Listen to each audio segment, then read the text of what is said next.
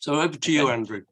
Right, well, thanks very much for inviting me. I was going to say, it's not often get a chance to get out very much anymore. I haven't got out. I'm still stuck in the room, as we have, many of us has been for past 2 years now. But it's really nice to actually sort of come face to face with people after so long. We've all been certainly in Natural England. We've been mostly working from home, mostly.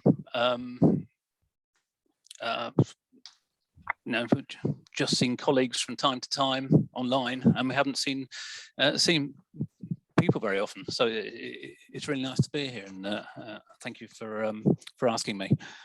This is my sort of introductory sort of slide, really, and this is a slide of where I live in Hebden Bridge.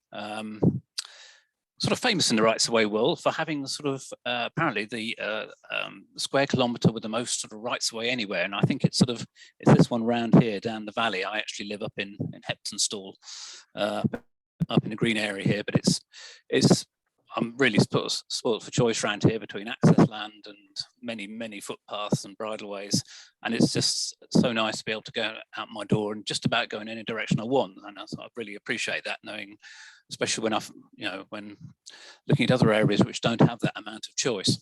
And I think that's something sort of in Natural England we really want to sort of encourage more access for everyone. Really, it's probably not going to look exactly like this, but it's certainly something to aim for. How did I get to be in Natural England, really?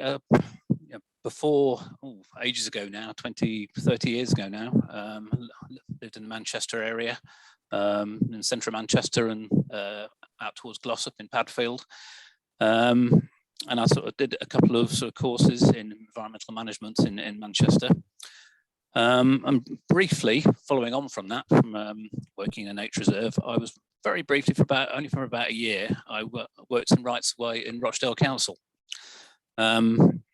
After that, I sort of moved sideways, I suppose, in a way, into what was then known as the Farming and Rural Conservation Agency, which morphed into the Rural Development Service, which is one of the parts of what eventually became Natural England. So I'll just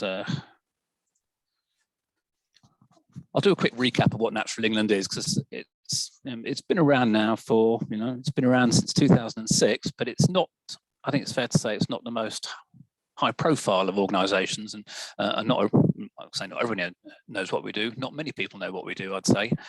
As it says here, we're a non-departmental government body sponsored by DEFRA, created in 2006 out of the Countryside Agency, English Nature, and the Rural Development Service, for whom I worked for. As you'll remember, the Countryside Agency probably had the strongest sort of people agenda, really, sort of public access, recreation, lots of different projects.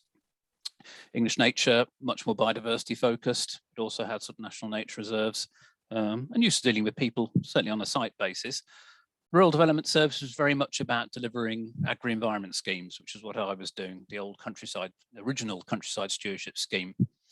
And I think when I joined RDS, or FRCA as it was, and then turning into MAF for a bit, old Ministry of Agriculture, and then there's the Rural Development Service, its only real involvement with access was the permissive access options that used to be part of Countryside Stewardship Agreements. And because I'd done access before as a rights of way officer, I was sort of handed the sort of access side of it, to sort of look after permissive access. We also did educational access as well.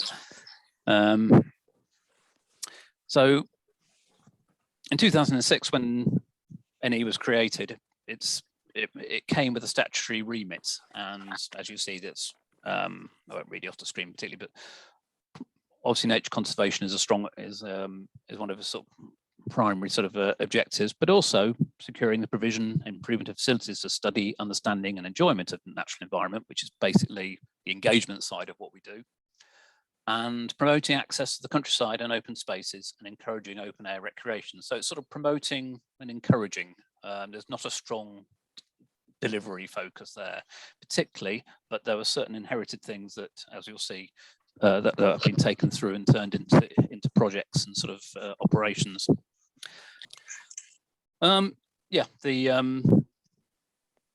current goals of Natural England are, it's several sort of themes really through its work streams are resilient landscapes and seas, sustainable development, greener farming and fisheries, and connecting people with nature. And that's very strongly tied to DEFRA's objectives, particularly their 25-year environment plan.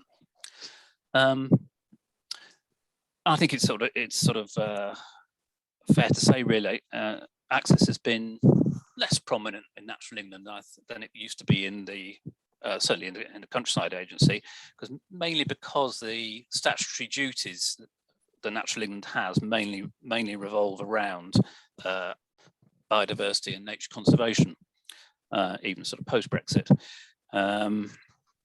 So combine that with, I suppose, a 10+ year of quite a constricted sort of financial environment for government offices. There hasn't been an awful lot of leeway to do other things other than the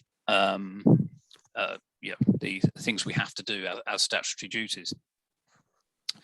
But however, I think there's a bit of a change now. There's a bit of a broadening out. We're not contracting anymore, and if you can see the sort of the page to the right, there's you'll see that there are various sort of people and access stories. And I think sort of people and that sort of engagement and recreation side is starting to sort of grow again within Natural England, which is good news, certainly for the not just the people working here, obviously, but sort of hopefully sort of for everyone, really. So what I'm sort of focusing on though is the people and access work in Natural England. I think it used to be sort of fairly straightforward when in the Countryside Agency, because it was sort of solely focused on that. Within Natural England, that there are you can find people and access work in sort of several different areas, really. So just to sort of recap here, what we have is our sort of, I suppose, statutory access work, the work we're committed to, such as national trails, England Coast Path, open access and countryside codes. Then we have this connecting people with nature area of work, which I said was strongly sort of associated with DEFRA's 25-year plan. And that includes a lot of evidence and data gathering, our green infrastructure program, and our sort of work around health and education as well. Where I sit is in, because I'm a specialist, we sort of do access, recreation and engagement specialist work, and it sort of almost sort of picks up the bits that aren't in statutory access or connecting people with nature. And quite a lot of that's to do with gathering evidence about what people do, what people are doing, inputting to schemes such as the current environmental land management scheme.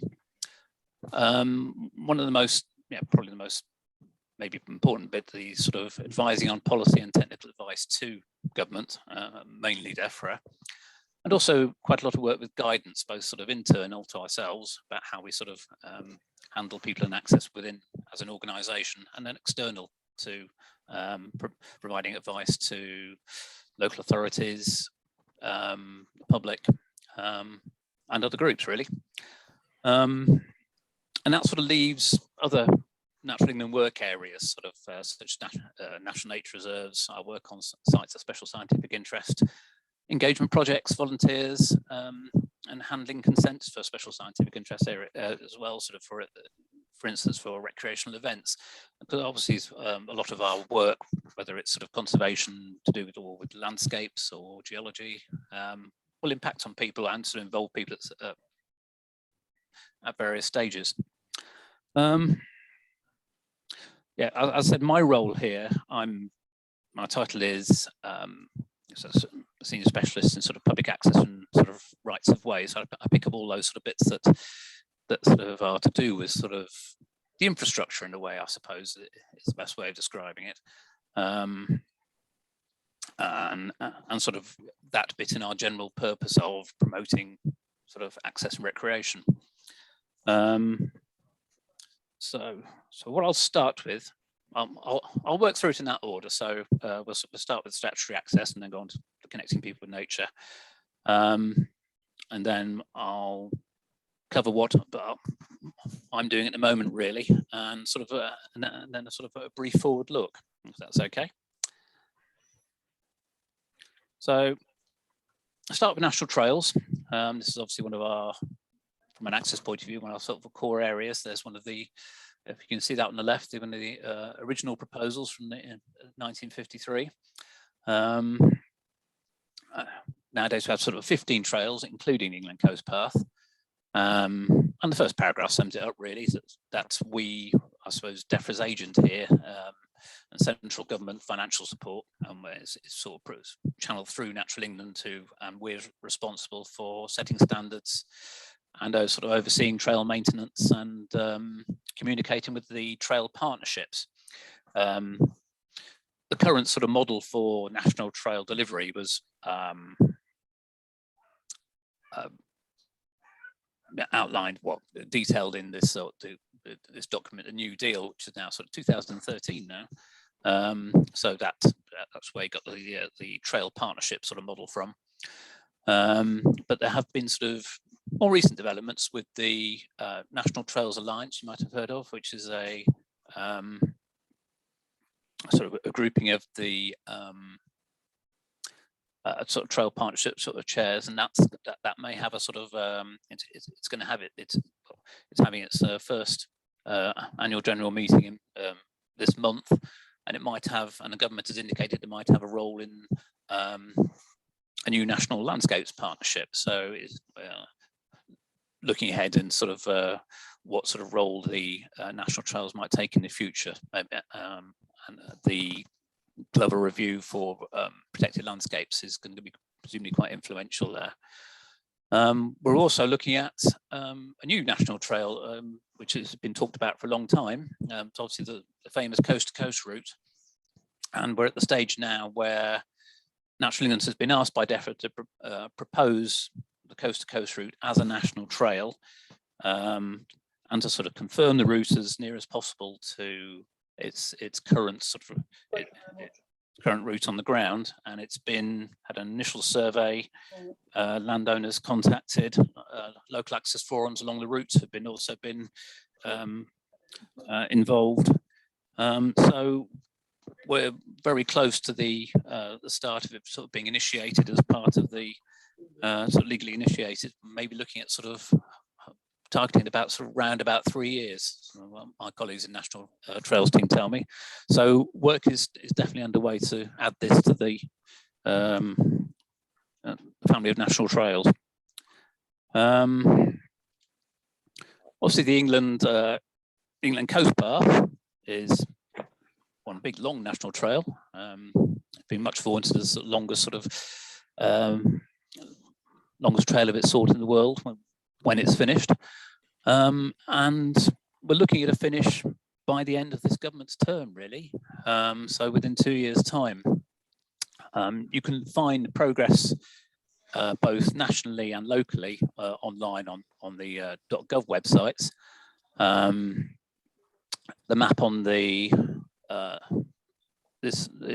map of England here shows the overall progress, and just about everything is either done or pending. There's a few areas sort of outstanding which are still in development and sort of being negotiations about exactly where the trail would go. And most of the, I suppose, hold up, or most of the complications there are sort of around sort of areas of private property, really, and the old sort of area of military land. But in general, the vast majority of the ECP has been agreed upon. Obviously, a bit of a problem up here through the Midlands, but we can ignore that and go around through Wales. But sort of as an example, really, sort of going sort of more local to a bit up in the north. I said one of the later stretch to open has been the section from down through Whitehaven, Sarcroft, Green Road, and Walney Island, sort of around here, which involved some new access and also access to dunes as well in the coastal margin. And the coastal margin, I think, continues to be quite a challenging thing to negotiate and sort of define. But certainly a new stretch in Cumbria has given access, sort of more formalised access to sort of dune areas, and have also been increased improvements to accessibility, including for all-terrain wheelchairs and walkers with reduced mobility. So I think I can just give an example of what the those sort of links take you to. I'll just hopefully not lose you completely, but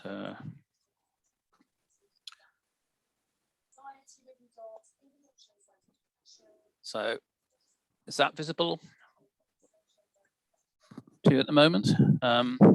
That's just a link to the England Coast Path in the northwest, and you can see the sort of information sort of provided there.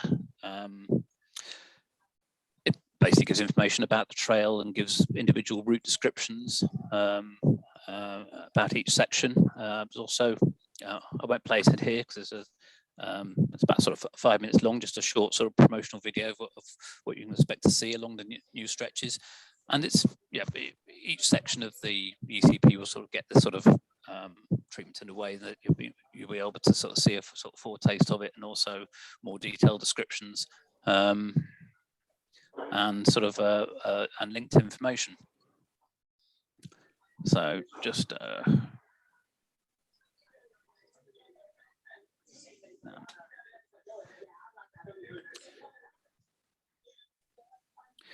yeah, I mean, just going back one slide of the, I said the, as I'm sure you know, the England Coast Path has,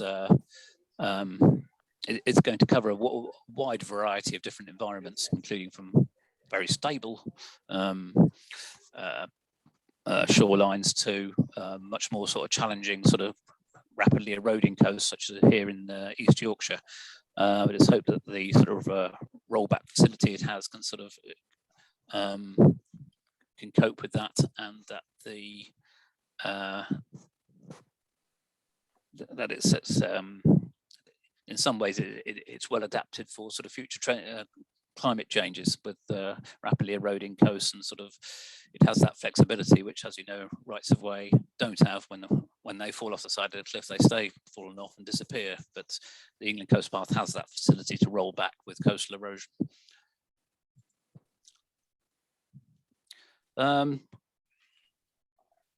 Moving on to more statutory access, with the Countryside and Rights of Way Act in 2000 enables around about 12,000 square kilometres of access land. And Natural England's role here is still, as it has been right from the start, is to administer restrictions, keep maps up to date, advise on management of access land, and we help sort of run an open access inquiry centre for the public and sort of landowners. Something that has been pending for some time is the open access review. It was scheduled by the CRA Act in 2000, and it was due to take place between 2019 and 20. But that has been delayed. So, but the government is now aiming to review it between 2024 and 2025 to align with the progress of the England Coast Path. What we also do is we also help administer and manage the Fire Severity Index, which is obviously linked to the closure of access land to help manage the threat of wildfires. And this is being updated as well with something called the UK-wide fire danger rating system. Obviously, these things are obviously brought to very much into focus during the sort of lockdown, with quite a few, many sort of instances of wildfires, and the current trends in climate change are going to mean that there are going to be more. It's the conditions for wildfires will become increasingly common. So an updating system is obviously much in need, and it's obviously a great threat to access to such areas. And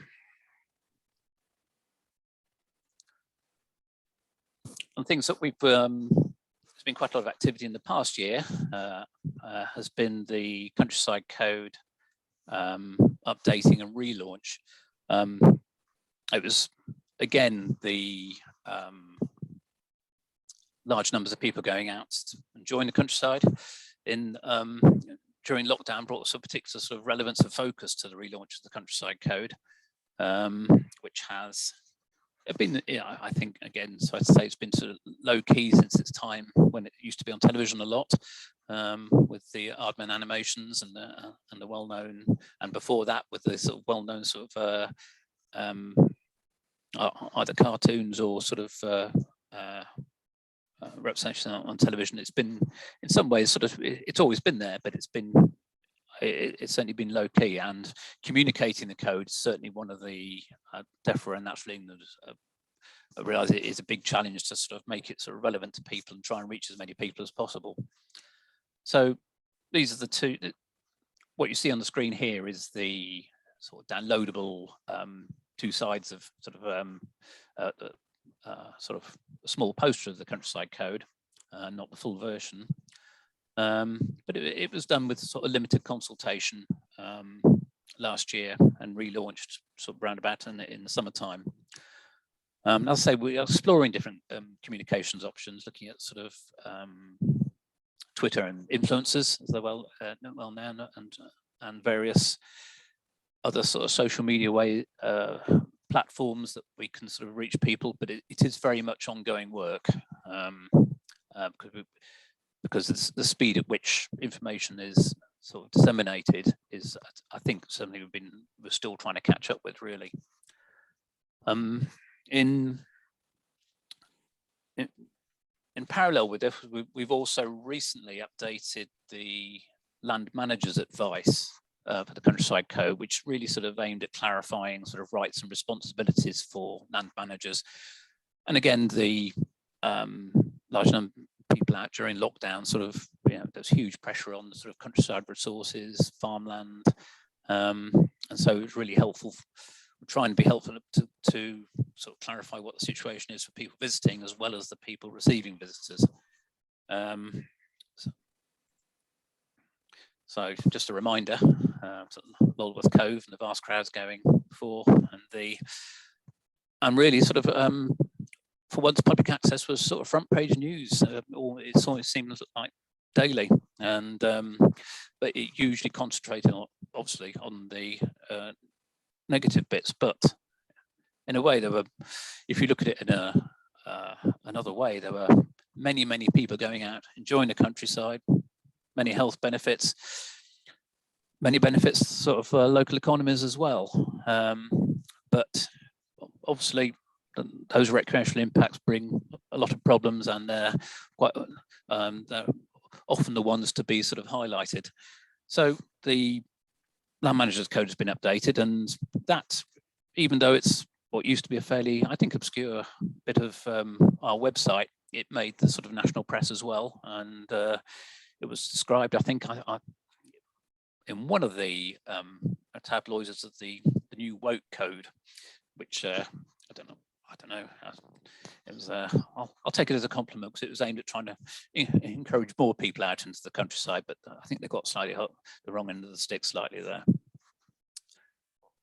We did have a sort of, during the sort of initial, particularly during 2020, during the first lockdowns, a few of us had a fairly busy time advising or trying to advise government on how to manage people in the countryside, and I suppose our main sort of contribution here was providing advice to DEFRA about and evidence of what people are likely to do, where they're likely to go, and what type of management you could practically put in place, and how to get information to people.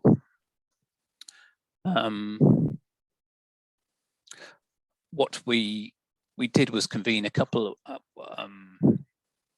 sort of stakeholder and sort of groups, sort of meetings where user groups such as Ramblers, British Horse Society, and all types of Canoe England, Cycling UK, and all types of different sort of recreational groups formed one group, and sort of site and land site managers, countryside managers formed another, and we just everyone sort of worked together to try and get the latest information on restrictions and what you can and couldn't do out as quickly as possible. One thing that we did develop at this time was the Ordnance Survey Get Outside app, which was already in existence anyway, but that was modified with the kind help of the Ordnance Survey, who acted really quickly on it to convey as much information as possible to people about where they couldn't go. This is after we'd sort of seen what had been done, a similar sort of thing in New Zealand, about where you could click on an area and it would tell you what you could do and where you could go. So it was it aimed to sort of recreate that. And it was also, the groups were a useful sort of platform to share information, such as Visit England's Good to Go sort of standards, and there was advice went out from it quickly to once people were allowed back out in the countryside again, to just sort of saying how to cope with the numbers, how to manage for COVID, and how to help people enjoy themselves, sort of, again, really. So it was, it's still, obviously we don't have the same I don't think we're quite seeing the same numbers. We've been keeping sort of tabs on that through various surveys, but there's lots of lessons I think that can be learned about recreational impacts and how to manage people on sites. Hopefully we can take those forwards, and there's been a sort of general sort of indication from all groups involved they'd like to sort of take this forward, keep that interest in public access and recreation sort of going, and that spirit of cooperation. So despite all the negatives of it, it was a useful period for public access, I think. So that sort of covers the sort of statutory access sort of work. But I mentioned the connecting people with nature section of our work. And that, as I said, is aligned strongly with the government's 25-year plan to improve the environment. And it covers such things as our green infrastructure work, social prescribing and our health work, quite a lot of nature connection, community engagement projects, and the collecting of evidence, very much with sort of survey evidence on what we call the monitoring of engagement with the natural environment, which is now called the People and Nature Survey. If I can just sort of focus on the green infrastructure, we've recently brought out I don't know if you've seen it or not, a mapping tool, so which I can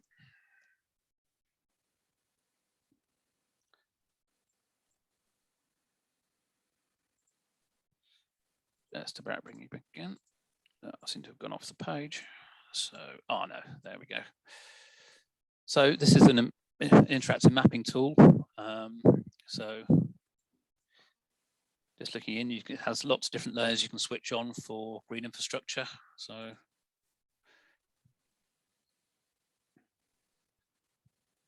a moment to load. So which you might do or might not now. It's obviously thinking about it. Anyway, it's, as you can see, it has lots of different data sets that can be used. All green and blue infrastructure, accessible green infrastructure, accessible woodlands, and it also has such things as it's got the rights of way and also the density of rights of way as well. Quite why it's not doing anything at the moment, I'm not sure. Oh, let's try that one.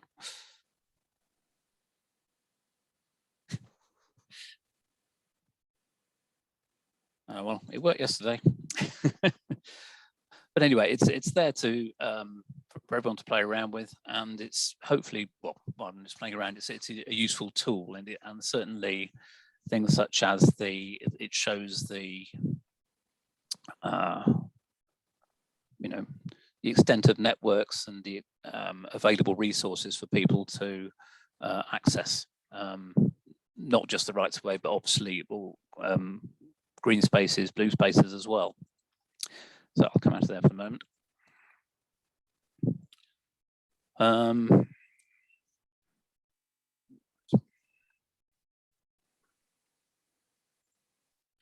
I mentioned the survey work that Natural England's involved with, and this started off as the monitoring engagement over 10 years ago now, the monitoring engagement with natural environment, or MENE, which is now sort of been extended as the People and Nature Survey. So that's been running since 2009, and it is a large survey, a continuous monthly omnibus survey of 25,000 people.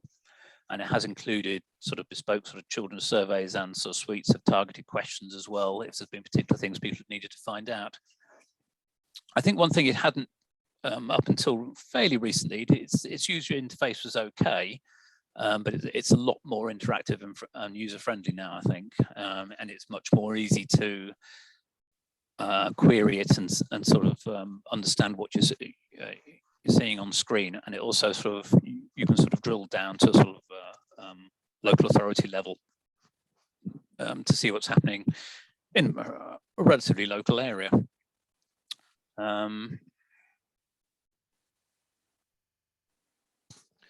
This is just I'm not going to read it all out, but it's just we get updates, and these updates will be online as well. And it's sort of, there are more detailed reports, but there are also headline reports as well.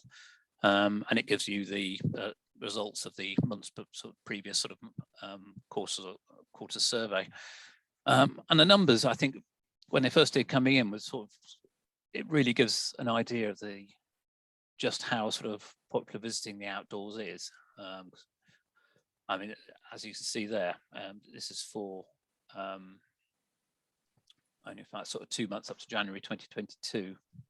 You know, 300 million visits. It's what's behind the visits were made by adults in England to green and natural spaces in January 22, and that's all types of spaces, not just the countryside, but parks, open spaces in towns and cities. And it is really very, very useful evidence for displaying just how important green spaces, recreation, engagement, and health are sort of within, not just in the countryside, but within our towns and cities too. And there's plenty of other information as well. There's economic data, and also, really importantly, reasons for people not spending time in nature. What are the barriers for people sort of not going out? Just to recap, basically, it's saying that the website has regular sort of updates and previous year's data, and this was just a screen grab of the latest updates, which gives you some ideas of the huge numbers of people involved in just visiting the outdoors, and it's the outdoors in its wider sense, really. So it's not just the countryside; it's going to sort of walks in urban areas, parks, local green space, and anyway, really. But it does really serve to emphasise both sort of nationally and sort of at a more local level, and sort of local authority level, just how trends over the past 10 years, and just the absolute, what we think, you know, the huge importance of people visiting the outdoors, and what the potential benefits, and what also the barriers and problems are as well. So I'll move on from that one. I'll move on to this one anyway. This is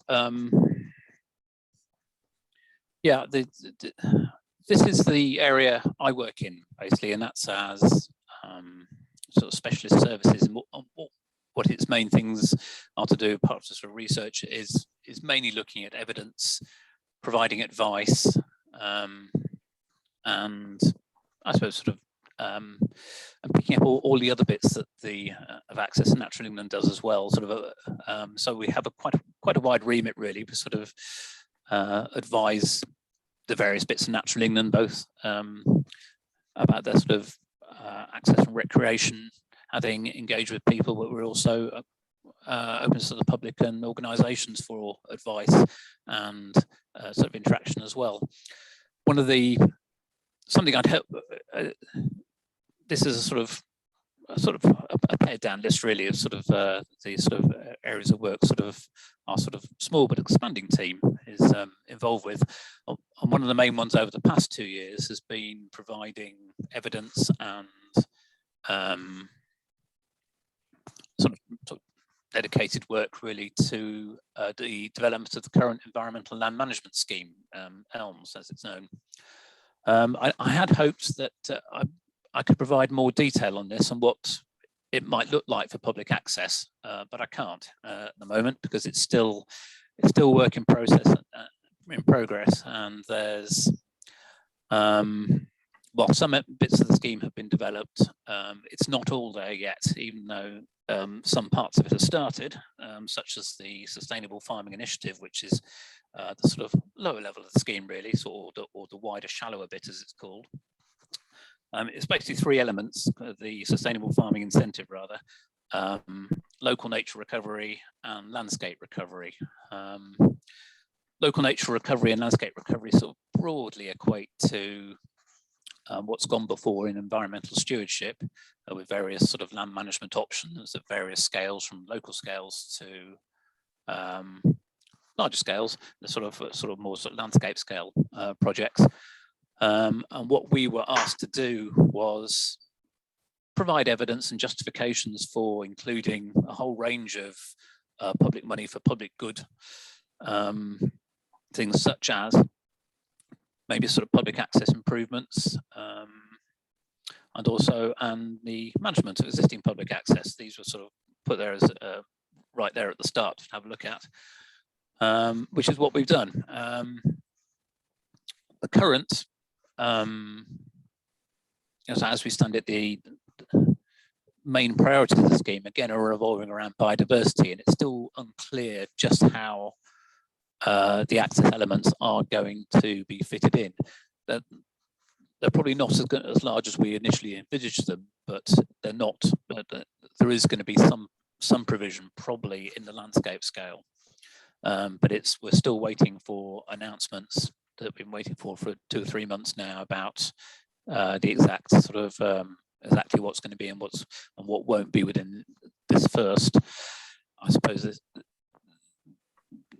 how the scheme looks at the moment.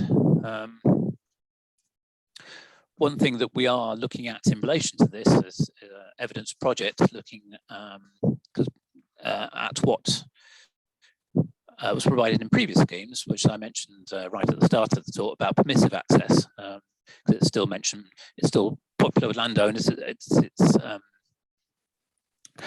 certainly proved to be popular in countryside and environmental stewardship, but obviously it was limited because it was paid for and time limited. So after 10 years, that was usually the end of the access. But one thing we didn't know, when permissive access in original schemes stopped being, the funding for it stopped in 2010, and what has happened since that is that agreements with access, they ran their course, and as the agreements finished, the access, we presume, usually finished, and that certainly is the feedback we've had from members of the public and sort of local access forums. But we didn't know exactly what had happened. DEFRA did encourage landowners and agreement holders at the time to carry on the access if at all possible, but without payment. But what we don't know is how many people did that, and just how many. We know how many agreements there were and how many have now finished, but we don't know how many carried on. So we're doing a sort of a survey to find out just what happened to the permissive access agreements after their term finished. That will obviously inform any sort of future provision as well.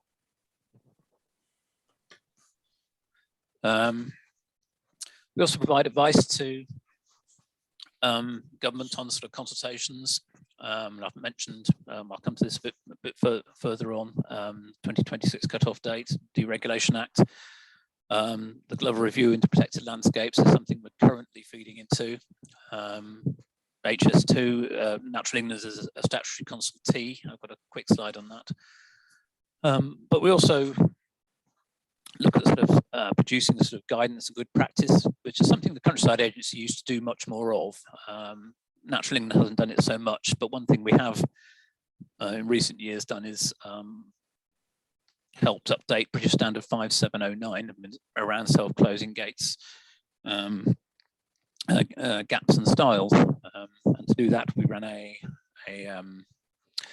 3-day trial, a whole variety of different types of structures, and invited variety of users, and land managers to come and use them, basically. What you can see in the picture on the left there is, in a way, what the trial site looked like. It's just a field full of gates, basically. And we filmed people for 3 days going through them. But this is something that came out of it called the National Land Access Centre in Oxfordshire, which is something, now that sort of COVID restrictions have sort of lifted a bit, we'd like to develop a bit more. At the moment, it just mainly has self-closing gates in it, but we'd like to develop it into much more exemplar of access furniture, look at different surfaces, different structures. But that's sort of work in the future, really. As I said, at the moment it's mainly gates, but it's some. We'll hope to make it into a demonstration centre for different types of access for furniture, at least. So it's all watch that space, really, with that. Excuse me. Quite a large area of my work revolves around access and biodiversity. And that's sort of, I suppose you could broadly call that recreational impacts and visitor management, really. And that's sort of both internal and external sort of advice. And there's also work around local access forums and feeding into rights of way improvement plans. Our local access forum work at the moment is more limited than it used to be, when we used to have a LAF coordinator. We used to run an annual conference and a newsletter, really sort of facilitating communication between local access forums, Natural England and DEFRA.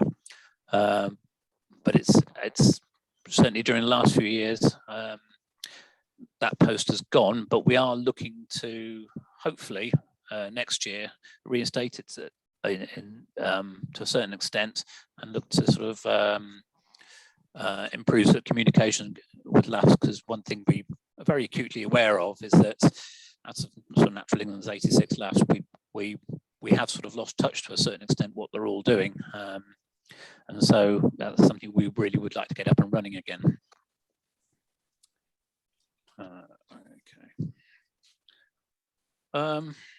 Just look at a couple of examples of this sort of work. Sort of, I mentioned access, biodiversity.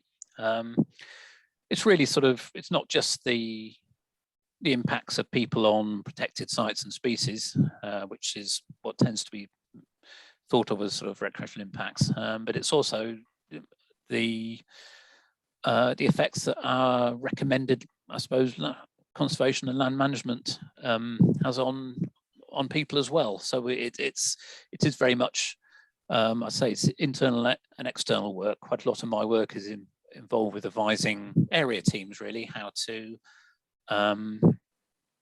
manage people on sites, and also just to explain, you know, why people are there, what they're doing. I mean, it's, and you know, how best to engage with people.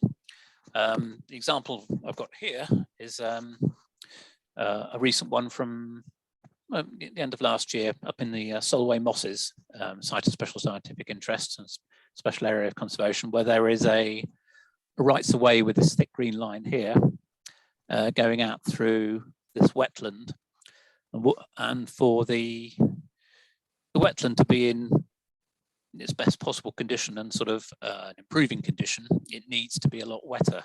But this track here, which was previously a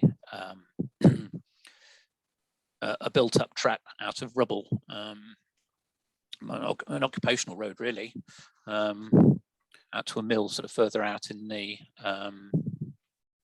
marshes. What it effectively does is act as a barrier to sort of water flowing from one side of the moss to the other.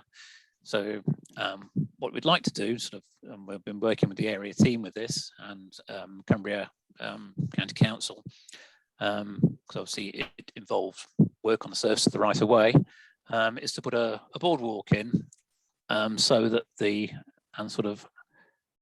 take out the old surface, but to just provide lots more drainage through it. But it's obviously going to get a lot wetter.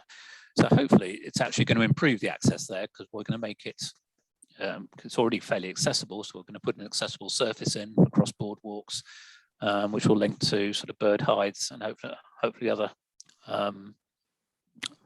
improvements as well. The other picture is of a recent, taken on a recent meeting we had in the Malvern Hills area of outstanding natural beauty, where they have, again, incredibly, already a very popular area, but it had huge numbers of people during lockdown. Obviously, with cities like sort of Birmingham very close by, it's had huge pressures from vast numbers of people visiting it. One particular, sorry about that. Pressures they do have, it's very popular with mountain bikes. In fact, one of the British Olympic team trains there. But if you look at a map of the Malverns, they are covered in bridleways.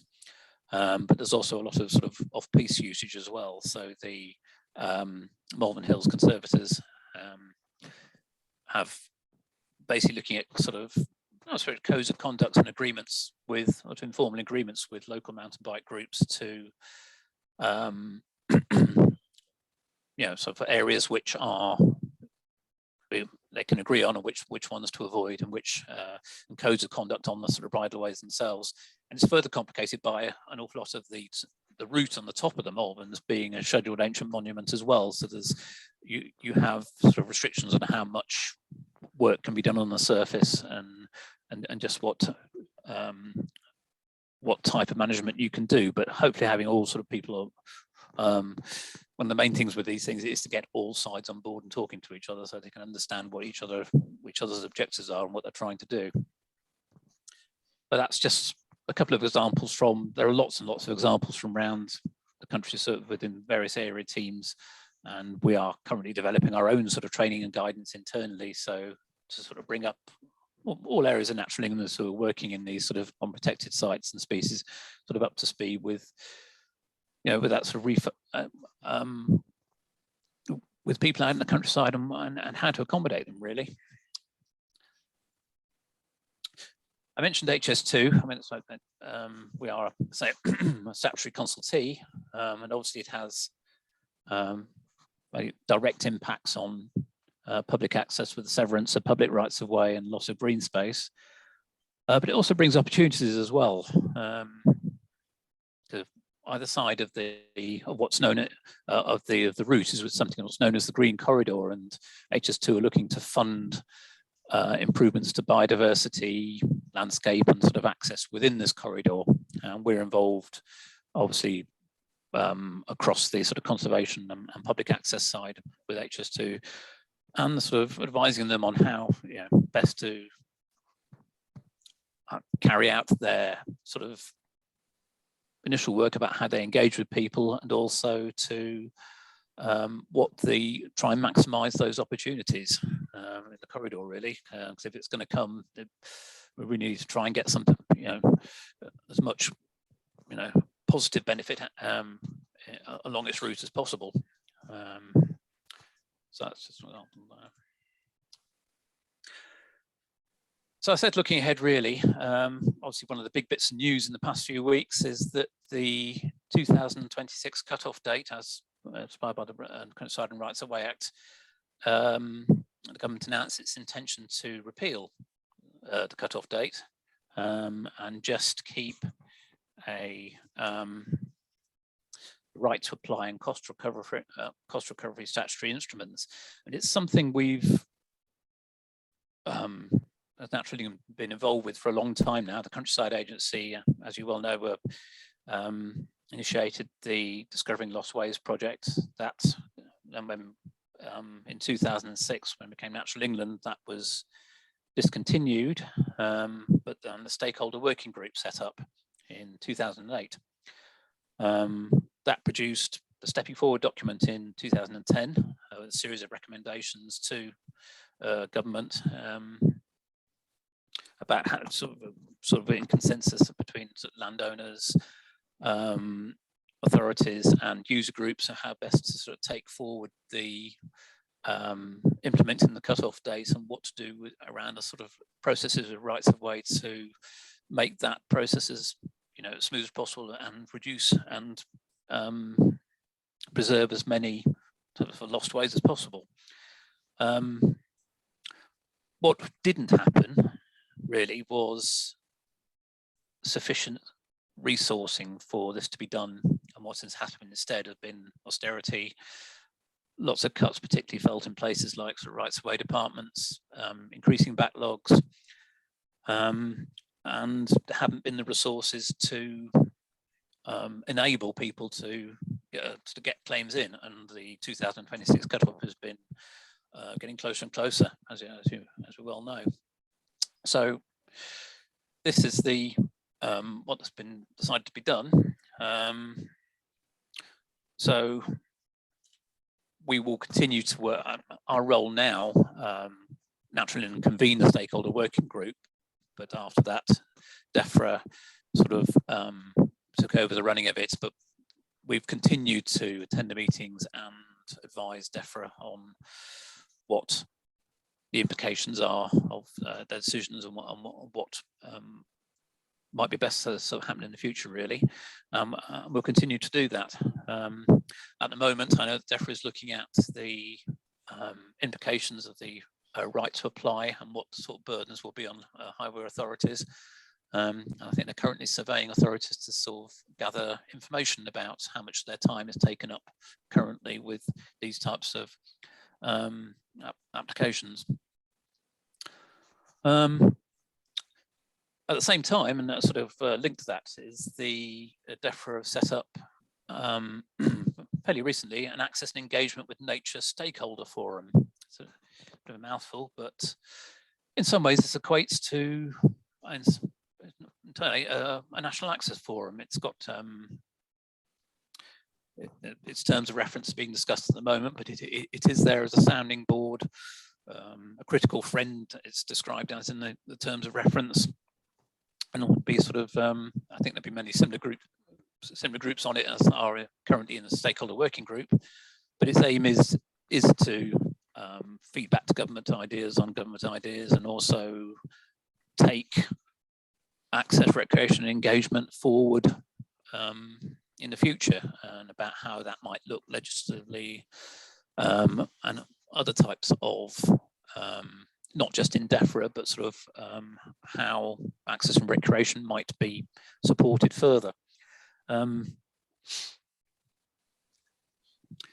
suppose that would sort of be for funding for access improvements, I suppose sort of covers that really. It's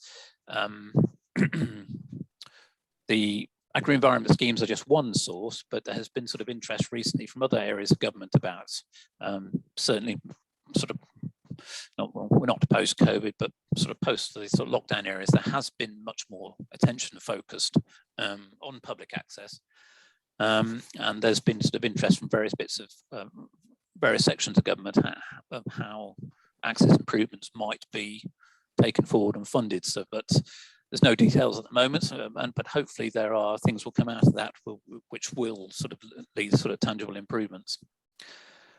And also looking sort of further into the future, well, not further in the future, it's with us already, but sort of climate change and public access is something else that we're involved with. We already have something called the Climate Change Adaptation Handbook, which now has an access and recreation chapter. And this is something that's going to be, has to be built into all types of access planning in the future for authorities, recreational groups, groups such as Natural England, and in our planning for sort of for supporting public access in the future. So this is a start in that direction. It's bringing together good practice about how to adapt to, you know, changing conditions. So I mentioned rollback as one example, but there are obviously more resilient types of designs and planning about where to put and how to manage access are also going to be within it. So really, Andy, we're getting to the end of our time now. Yeah, that's it. That's my last slide, actually. Okay, right. So, I've got one very brief one was about the All Our Footsteps project, something else we're involved with. You might have heard of it. It's something by Oxford University, Oxford Brookes University in Newcastle, looking at the history of rights of way and also practical applications. That's something we're sitting on at the moment. So that's going to run over the next 3 years, and hopefully will offer some type of not just about detailed history, bring it all together in one place, but it's also looking to engage with local communities about the importance of public access and rights of way, and also highlight the importance of recreation and getting outdoors to whoever wants to know, really, including government. So as an example of sort of relevant example, sort of a rights of way example. So really, that is it. So open to questions. Well, thank you, Andy, for that fascinating talk. I certainly feel we've got a much better idea about what Natural England is doing, and we're very interested to hear about all these aspects of public access. So thank you so much for your talk and for your time.